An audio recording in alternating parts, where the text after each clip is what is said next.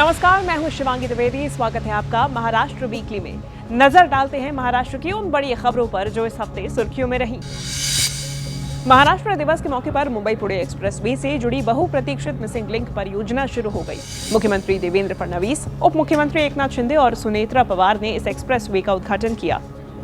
करीब 6,695 करोड़ रुपए की लागत से तैयार मिसिंग लिंक न सिर्फ यात्रा को 6 किलोमीटर छोटा करेगा, बल्कि करीब 30 मिनट का समय भी बचाएगा।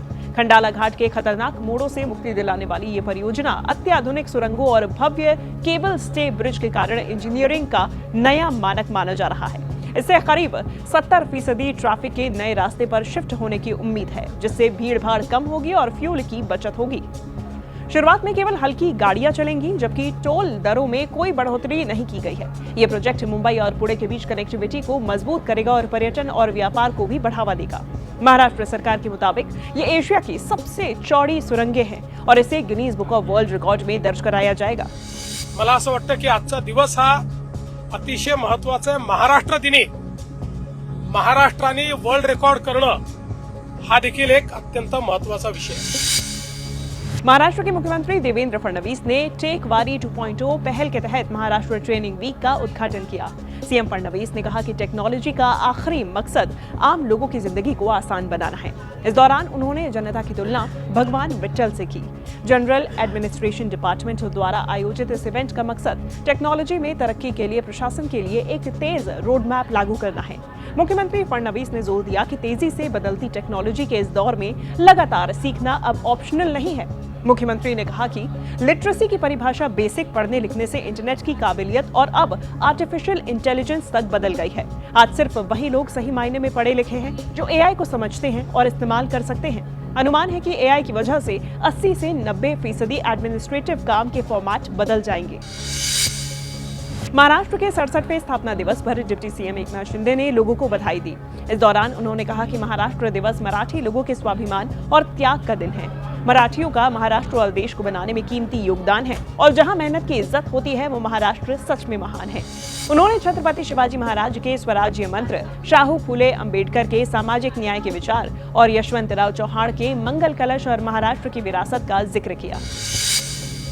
महिला बचत समूहों को पक्का और स्थायी बाजार उपलब्ध कराने के लिए महाराष्ट्र सरकार ने उम्मेद मॉल की शुरुआत की, जिसके लिए महाराष्ट्र के मुख्यमंत्री देवेंद्र फडणवीस ने एक बड़ा और ऐतिहासिक ऐलान किया। उन्होंने कहा कि देश के विकास में महिला शक्ति की भूमिका है और इसके लिए महाराष्ट्र को 1 करोड़ लखपति दीदी वाला देश का पहला राज्य बनाने का लक्ष्य है। सीएम फडणवीस के मुताबिक महिलाओं के प्रोडक्ट्स को सही बाजार देने के लिए राज्य के 20 जिलों में उम्मेद मॉल बनाया जा रहा है।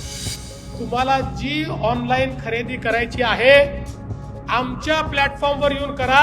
आमच्यापेक्षा दर्जेदार वस्तू तुम्हाला कुठेच मिळणार नाही। सर्वात दर्जेदार वस्तूंचा प्लॅटफॉर्म हा उमेदचा प्लॅटफॉर्म आहे।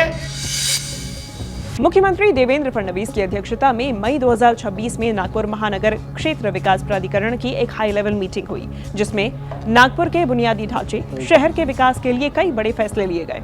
इसमें नागपुर के चारों ओर एक नया बाहरी रिंग रोड बनाने की योजना को मंजूरी दी गई, जो यातायात के दबाव को कम करने में मदद करेगा।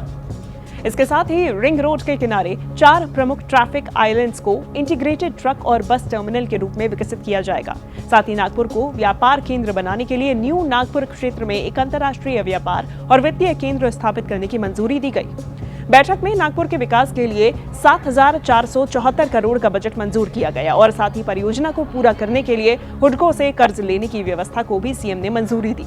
सबसे महत्वपूर्ण, नागपुर में पानी की जरूरत को पूरा करने के लिए जरूरी वैनगंगा नलगंगा नदी जोड़ो परियोजना के लिए भूमि अधिग्रहण को भी मंजूरी मिल गई।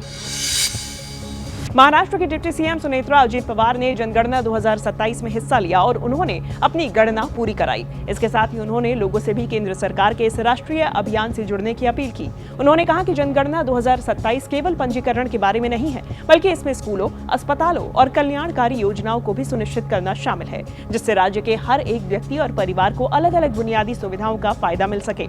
स्वगणना की प्रक्रिया का पहला चरण 1 मई से शुरू हो चुका है। महाराष्ट्र वीकली में इस सप्ताह इतना ही। राज्य की संस्कृति और विकास से जुड़ी महत्वपूर्ण खबरें हम आप तक लगातार पहुंचाते रहेंगे। अगले हफ्ते देखना ना भूलिए महाराष्ट्र वीकली।